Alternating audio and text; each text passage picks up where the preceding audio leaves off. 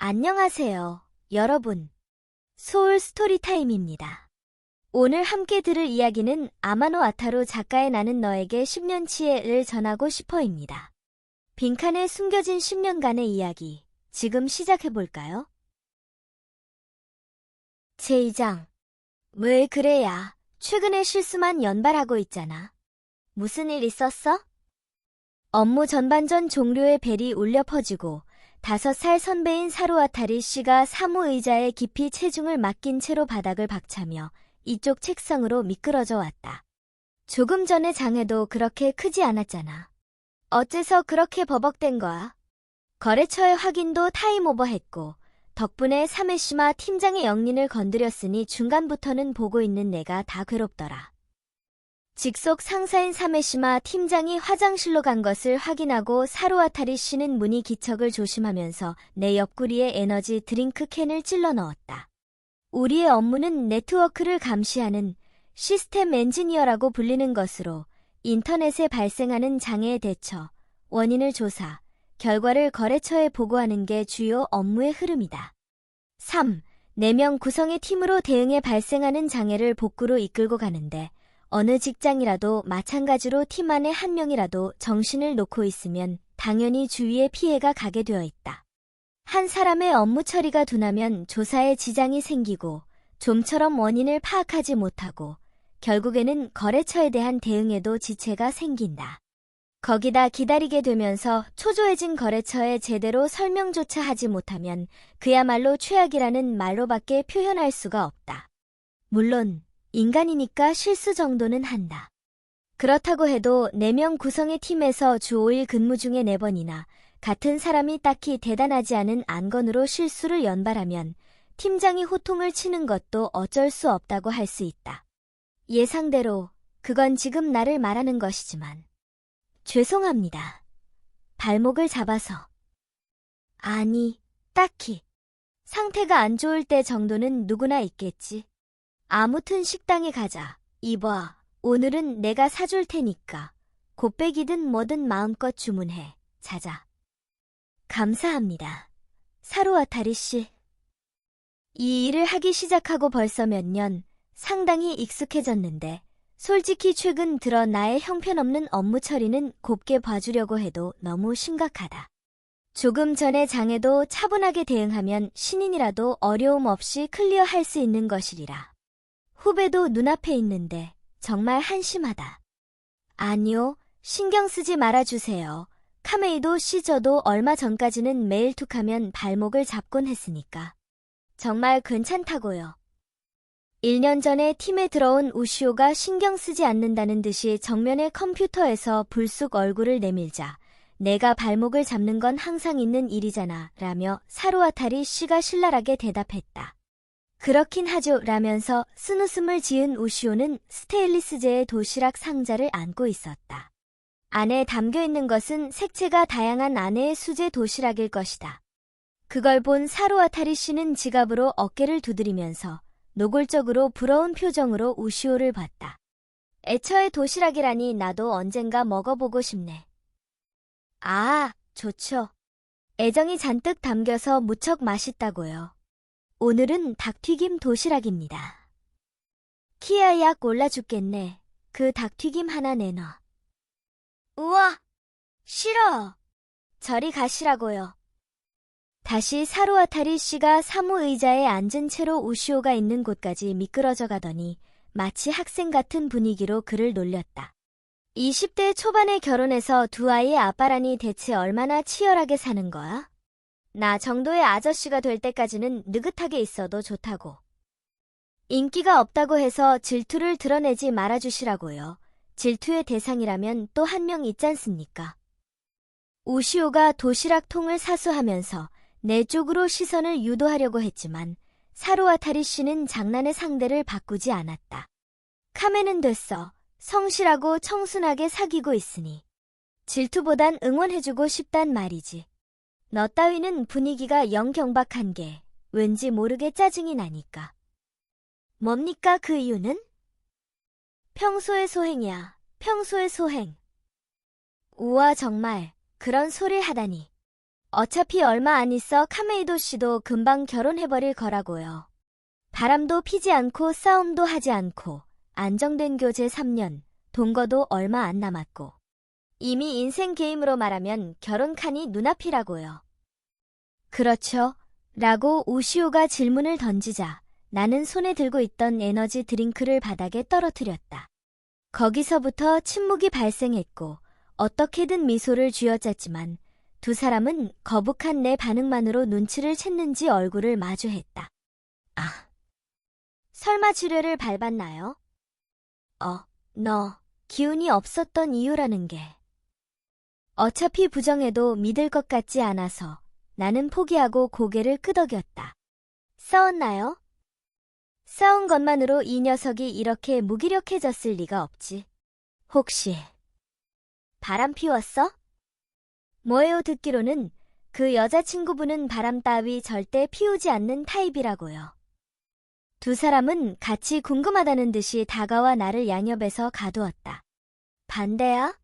내 쪽이 저질러 버렸다든지? 설마 카메이도 씨도 그런 일은? 딱 까놓고 그냥 차였어? 가깝지도 않고 멀지도 않은 대답이 눈앞을 교차했다. 저기, 무척 이상한 이야기를 물어도 괜찮을까요? 말을 하는 걸 아슬아슬할 때까지 주저했지만 이 감정을 혼자 품고 있는 것도 슬슬 한계였기에 슬며시 토로했다. 예를 들면 말인데요. 응응 하고 고개를 끄덕이며 뒤를 재촉하는 두 사람. 만약에 자신의 아내나 여자친구가 어느 날 갑자기 기억상실에 걸려서 나와 만나고 나서부터 지금까지 일을 전부 잊어버렸다고 한다면 어떠시겠어요? 그 말을 들은 그들은 싹 하고 재빠르게 서로 시선을 마주치더니 눈을 가늘게 뜨고 양쪽 눈썹이 꿈틀꿈틀했다. 그야 갑자기 이런 뜬금없는 이야기를 꺼내면 그런 표정을 짓는 것도 무리는 아닐 것이다. 기억상실. 이라니. 저기 그게. 미안. 무슨 소리야? 이 반응도 당연하다. 전혀 이상하지 않다. 나도 그때는 그랬다. 기억상실이라니. 그런. 들은 적은 있어도 도저히 받아들이기 어려운 단어. 다시 확인하기 위해서 학회 선생님을 봤지만 유감스럽게도 선생님은 진지한 표정으로 다음 말을 꺼낼 준비를 하고 있었다. 기억이 사라졌다니 일단 현실적이지 않다. 그렇기는 해도 그 밑으로의 반응. 그야말로 면식이 없는 상대에게 갑자기 안겨졌을 때의 것이라고 할 수 있었다. 우리는 지금까지 3년이라는 시간을 같이 보내고 신뢰를 쌓아왔다. 실수로라도 만나자마자 서로를 인식하지 못하는 일은 있을 수 없으니 가족과 병원 선생님이 보고 있는 앞에서 남자친구한테 안겨서 부끄러웠다고는 해도 그런 공들인 연기를 미츠루가 할 것이라고는 도저히 생각할 수 없었다. 그렇게 생각이라도 하지 않으면 지금 상황은 앞뒤가 맞지 않았다. 기억이란 게 그렇게 간단히 사라질 수 있는 겁니까? 당황하는 나에게 선생님은 말을 고르면서 진정시키려는 듯이 설명했다. 극히 드문 케이스지만 인간의 뇌라는 건 미지수 덩어리니까 무슨 일이 일어나도 이상하지 않은 거야. 너무나도 강한 충격을 머리에 받았을 때 혹은 허용의 범위를 넘는 사건에 직면했을 때 뇌는 그 사건, 그렇게 되기에 이르게 된 경위까지 망각해버리는 때도 있지. 잊어버리는 범위는 사람에 따라 제각각이라 그 순간만이거나 몇 시간에서 며칠, 몇 주일 사이 혹은 연 단위, 태어나서 지금까지의 일 전부인 사람도 있어. 지금 그건 극단적인 예지만 그래. 어린 시절에 강한 스트레스와 공포에 노출되면서 당시의 기억이 모호해져서 떠올리지 못하는 경우는 자주 있는 이야기라고 할까. 거기까지 듣고 나는 관자놀이에 손을 댔다. 나도 옛날 딱 한 번 비슷한 경험이 있었기 때문이다. 하지만 3년이라니 일시적인 거겠죠? 회복할 수 있을까요? 그러면 무척 좋겠지만 일시적인 것이 될지 혹은 장기적인 것이 될지는 치루기 본인의 상태에 따라 다르다고 할 수밖에 없겠어. 내일 원래대로 돌아올지도 모르고 일주일 뒤에 돌아올 가능성도 있다는 이야기입니까? 가능성은 있어. 그럼 평생 돌아오지 않는 경우도.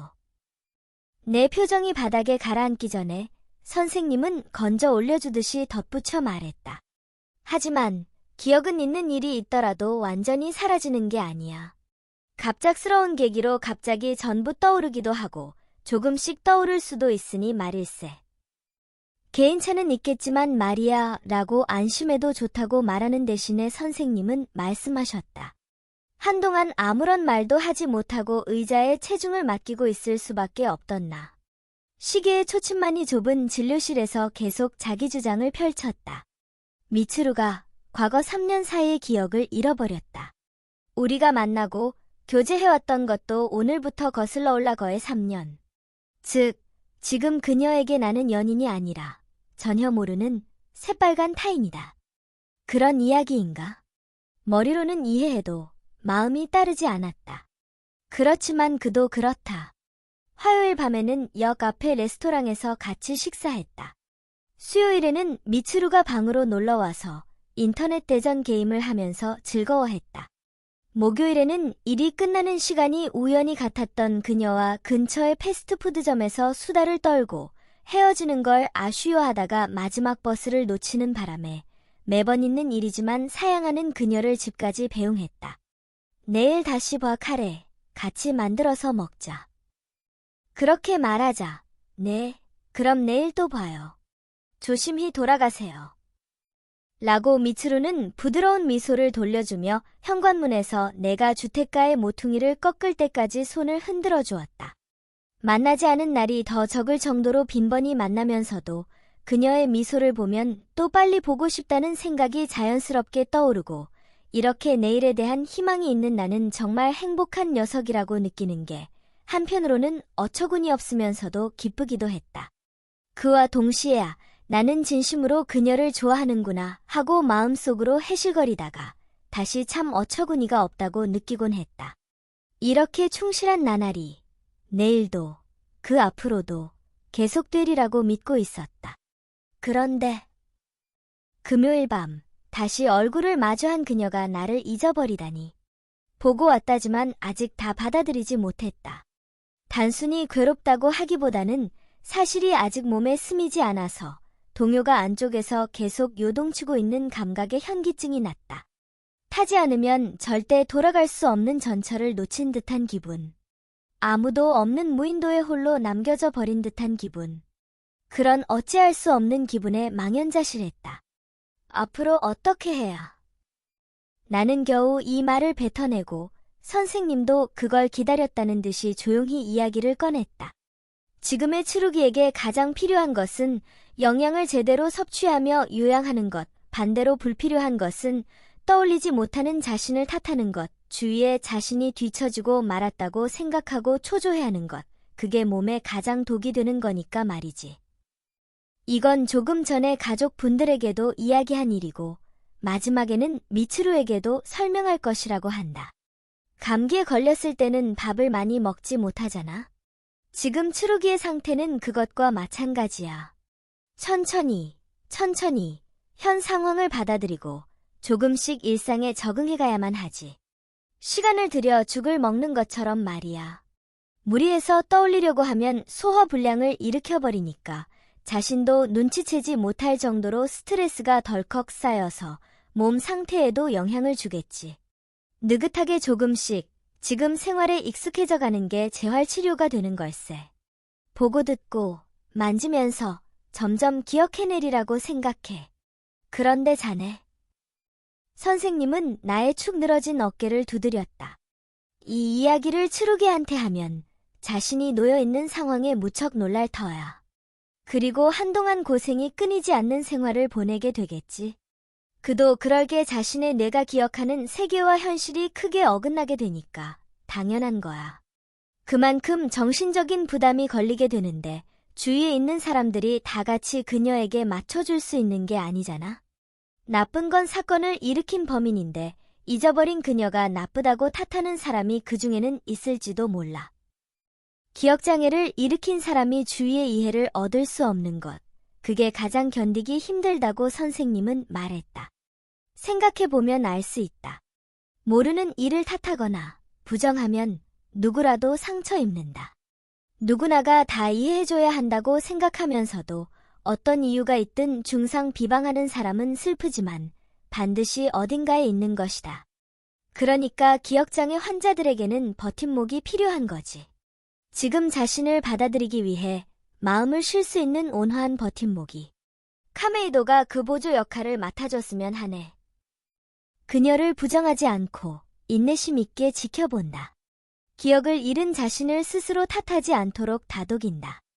환자와 마찬가지로 버팀목이 되어야 하는 쪽도 힘든 일이 많이 있겠지만 이건 누구나 할 수 있는 일이 아니니까. 하지만 저는 그녀에게 누구죠? 라고 말했을 때의 그녀의 당혹스러움으로 가득 찬 표정이 떠오르고 무릎 위에 쥔 주먹이 떨렸다. 괜찮아. 그건 내가 협력하겠네. 이 뒤로 츠루기와 가족분들 모두와 이야기해보지. 거기서 자네의 일을 설명하겠어. 괜찮겠습니까? 응. 그렇지 않으면 자네는 여전히 수상한 사람 취급이지 않나. 츠루기도 처음에는 혼란스러워하겠지만 차근차근 이야기하다 보면 분명히 믿어줄 거야. 그러니까 자네는 자신의 위치를 잃게 되는 걸 걱정하지 않아도 되네. 나는 거기서 비로소 한숨을 쉬었다. 아주 작은 안심이 긴장된 마음에 싹 텄다. 하지만 그건 금방 시들어서 말라 비틀어졌다. 이대로의 흐름으로 가면 조금 전에 소란으로 생긴 나에 대한 오해는 선생님의 조력으로 틀림없이 풀릴 것이다. 미츠루의 부모님은 딸이 이상한 남자하고 얽히게 된 게 아니라고 안심할 테니 나로서는 그녀와 그녀의 가족에게 의심을 받은 채로 있는 것보다 그쪽이 단연코 바람직하다. 그러나 미츠루는 어떨까? 나 이상으로 혼란스러운 미츠루에게 현 상황을 전달하고 내가 그녀의 연인이라는 사실만이라도 이해해 줄 수 있다면 그 뒤는 3년을 사귄 상대라고 처음에는 믿지 못할지라도 점점 미츠루가 진실을 받아들인다고 치고 그 뒤에 그녀는 자신이 실수했다는 사실에 무척 침울해할지도 모르겠다. 침울해하는 것만이라면 그나마 낫지만 잊어버린 일에 대한 죄책감을 쌓아올리고 어느 사이에 부채의식으로 가득 차버리는 건 아닐까? 자신을 필요 이상으로 탓하고 어떻게 해서든지 잃어버린 기억을 되찾으려고 필사적으로 되어버리는 건 아닐까? 미츠루의 성격, 뒤틀린 일을 싫어하고 항상 자신에게 엄격한, 조금 귀찮을 정도의 성실함. 계속 그녀를 보아왔기에 이 앞의 미래가 앞으로 그녀가 기억과 자책의 신경 사이에 끼어서 괴로워하는 모습을 쉽게 상상할 수 있었다. 현 상황을 냉정하게 받아들이고 당황하는 그녀를 지탱해주는 것이 연인의 역할이라고 해도 불안만을 잔뜩 끌어안고 있는 미츠루와 이대로 대면해서 정말 괜찮은 걸까? 나는 내가 잊어버린 연인이야 라고 진실을 들이대는 게 과연 올바른 일일까? 다양한 갈등이 머릿속을 어지럽게 오갔다. 혹시 반대의 처지라면? 그녀라면 이럴 때 어떻게 했을까? 미츠루라면 자신보다도 먼저 곤란해하는 사람을 우선한다. 괴롭더라도 잘 참고 인내심을 발휘한다. 고난에도 용감하게 맞설 것이다. 그렇다면 나는 시계의 바늘 소리와 심장 소리가 동조하고 목이 얼얼했다. 한참 시간을 들인 뒤에 아직 무른 결의를 단단하게 다지기 위해 깊이 숨을 들이마셨다. 뭐? 내가 한 말을 선생님을 잘못 들었다는 듯이 되물었다. 그래도 대답은 변하지 않았다. 똑같은 이야기를 나는 전달할 뿐이었다. 그녀와 만나는 건 포기하겠습니다. 죄송하지만 선생님, 조금 전의 일 적당히 얼버무려 주실 수 있겠습니까? 카메이도, 무슨 소리를 하는 건가? 그래서는 안 되네. 자네에 관해서 설명해야만 해. 지금 내 기분을 이해하고 배려해준 학회 선생님은 처음 뵙는데도 지금까지 만났던 어떤 의사보다도 호감이 생겼다.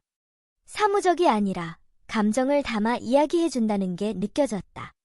이런 친절한 선생님이 미츠루의 담당이가 되어주어서 정말 다행이라고 생각했다. 선생님, 그녀에게는 자신도 알지 못하는 용기가 있어서 다른 누군가를 위한 일이라고 판단했을 때는 오늘처럼 다들 용기를 내서 나서지 못하는 일도 아무렇지도 않게 해버리는 사람입니다.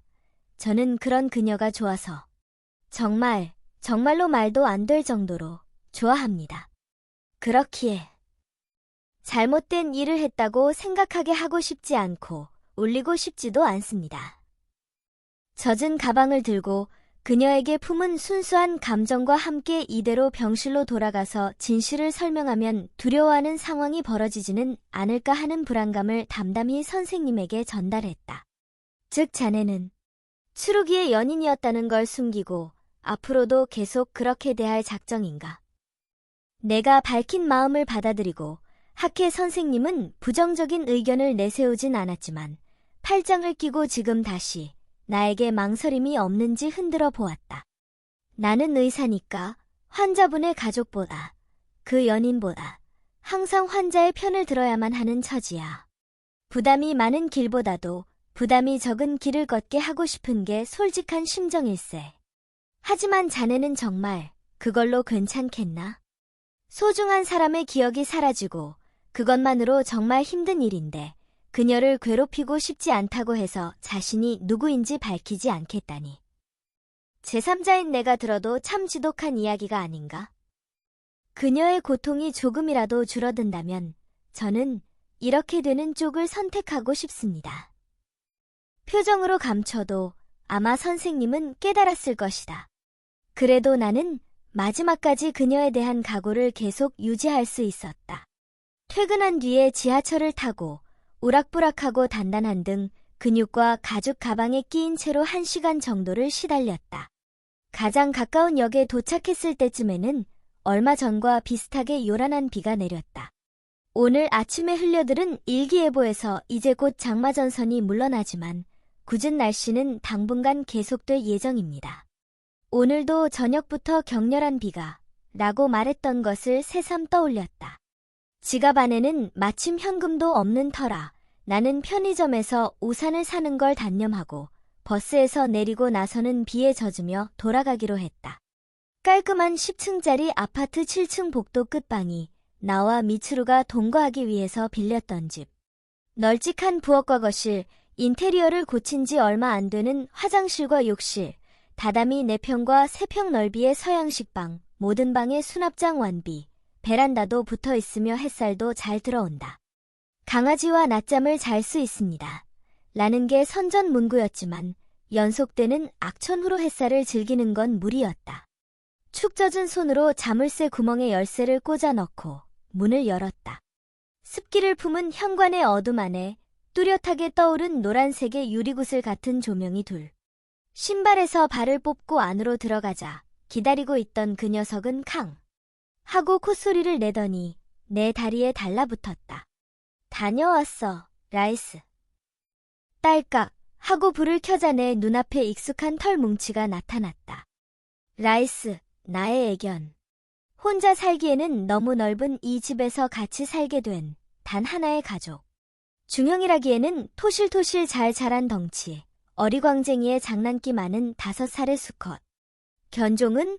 이라는 질문을 가끔 받지만 유감스럽게도 그는 혈통서가 붙은 비싼 강아지가 아니라 믹스견이다. 잡종이라고 불렀다가 미츠루한테 믹스라고 불러주세요. 라고 야단맞았다.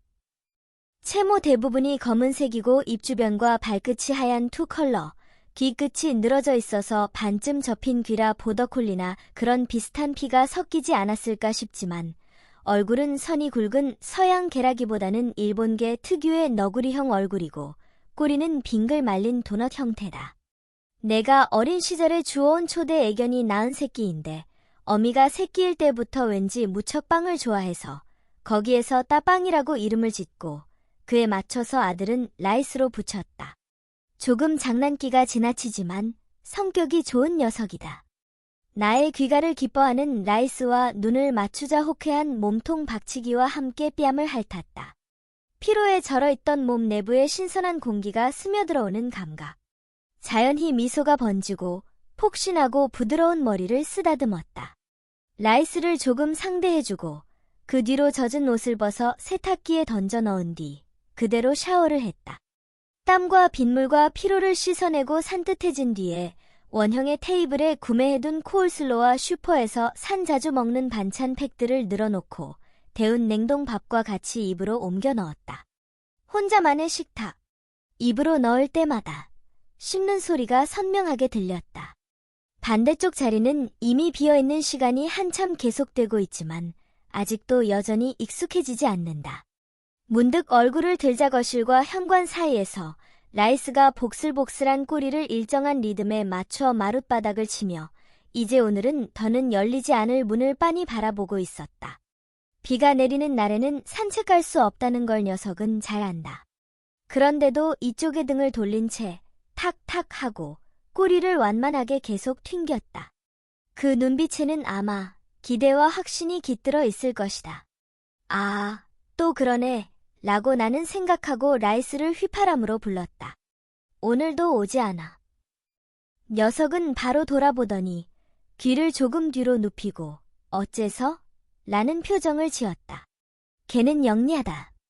우리의 말을 자세히는 이해하지 못해도 이쪽이 전달하는 기분은 제대로 파악해준다. 미츠루는 말이지 지금 무척 힘들어. 끙 하고 라이스가 낮은 울음소리를 냈다. 그게 뭐야? 무슨 소리야? 라고 호소하는 것처럼 생각되었다.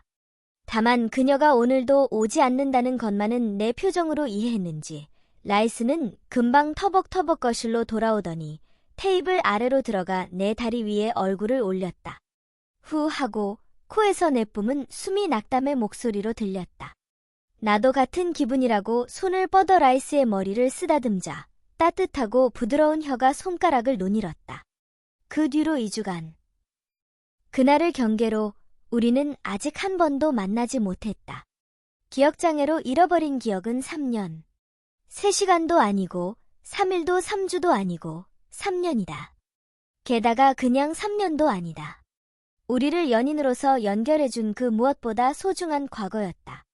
3년의 기억이 뿌리째 머릿속에서 뽑히고 그날부터 미츠루는 나를 연인으로서 인식할 수 없게 되어버렸다.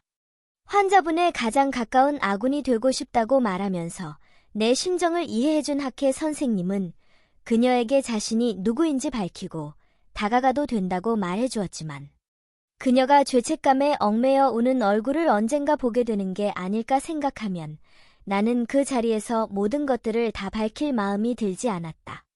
다만 올바른 일을 하려고 했다. 그뿐인 것이다. 기억을 잃은 자신을 탓할 필요는 무엇 하나 없다. 그러니까 나는 연인이 아니라 지금 그녀에게 비치는 그대로 타인으로서 대하고 지켜보는 길을 선택했다. 잃은 인연을 다시 반복해가는 것은 절대 쉬운 일이 아니겠지. 그러나 그렇다고 해도 돌아갈 때 학회 선생님은 조금 더 나에게 이야기를 들려주었다. 내가 앞으로 어떻게 움직이고 그녀와 마주해야 할 것인가. 선생님의 제안은 이랬다. 깊은 인상이 남은 사건은 다시 체험하면서 떠올리는 경우가 있어. 예쁜 풍경, 간 적이 있는 장소, 들은 적이 있는 말, 형태는 다양하더라도 기억은 사소한 일에 자극을 받고 재생된다는 것. 나한테 부적을 쥐어주는 듯이 선생님은 마지막까지 의연한 태도로 조언을 주었다. 미츠루, 미학과 카메이도, 구정호라 참으로 잘 어울리는 두 사람이야. 그리고 마지막으로 이런 긴장감이 없는 소리를 하면서 배웅했다. 과 거북이, 란이 복이 많은 조합이잖아. 그러니까 너희에게도 부디 행운이 찾아오기를 간절히 기원하겠어. 휴대전화를 쥐고 얇은 이불 속에서 몸을 웅크리고 잠들었다. 발밑에 라이스가 조용한 숨소리를 내며 자고 있다. 미츠루가 묻고 가려고 왔을 때는 반드시 그녀의 이불에 파고들어서 우리의 중심의 자리를 잡았는데 최근에 그런 밉살스러운 장면은 볼 수 없었다. 어차피 금방 이사 올 테니까 상관없잖아요. 라면서 그녀가 어느 사이의 베란다에 진열해 놓은 수십 종류의 선인장 화분과 칼랑코에 아에오니움, 방울복랑 같은 나로서는 뭐가 뭔지 전혀 구별되지 않는 다육식물의 화분들도 그녀가 돌보지 못하게 되고 기분 탓인지 쓸쓸하게 보였다. 선잠을 자던 미츠루의 얼굴을 몰래 찍었던 이인용의 소파. 각이 없는 편이 기분도 둥그러질 것 같다고 그녀의 이상한 독단으로 결정된 거실의 둥근 테이블. 그녀가 좋아하는 하늘색의 차광 커튼. 이게 귀여워서 좋아 라고 말하고 구매한 라이스의 강아지 밥그릇과 색이 다른 슬리퍼와 머그잔. 부엌 찬장에 다양한 브랜드의 다양한 청소용 세제가 들어있는 것은 신제품 발매라는 문자를 보면 시험해보고 싶어 하는 미츠루가 다 소비하기도 전에 더 구매해서 쌓아버리기 때문이다. 재고는 하나면 충분한데 라고 생각하고 있다가도 냉장고에 내가 좋아하는 에너지 드링크가 들어가 있는 걸 확인하면 뭐 됐다는 기분에 넘기는 게 일상이었다. 방 안 이곳저곳에 그녀와 보낸 나날이 담겨 있어서 시야에 비치면 추억이 멋대로 재생된다. 오늘도 그녀는 제대로 밥을 먹고 있을까? 머리에 상처, 아파 보였는데 조금은 좋아졌을까? 기억에 관해서 깊이 고민하지 않았으면 좋겠는데. 아, 만나고 싶구나. 눈꺼풀이 만들어낸 암흑 속에서 스르륵 떠오르는 본심을 지우려는 듯이 몸을 뒤척였다. 지금은 기다려야 해. 내가 그녀와 다시 첫 만남을 반복하기 위한 최초의 때를 기다리는 것이다. 뿜어져 나오려고 하는 나약한 마음을 가슴 속 깊은 곳에 가라앉히고 나는 잠이 들었다. 다음 날 아침 알람보다 빨리 휴대전화가 울렸다. 하케 선생님에게 미츠루가 퇴원해서 모레부터 직장으로 복귀한다는 알림이었다. 소울 스토리타임을 시청해주셔서 감사합니다. 오늘의 이야기가 마음에 드셨다면 좋아요와 구독을 눌러주세요. 매주 화요일, 수요일, 금요일, 일요일에 새로운 이야기로 찾아뵙겠습니다. 다음 이야기까지 행복한 시간 보내세요. 그럼 안녕.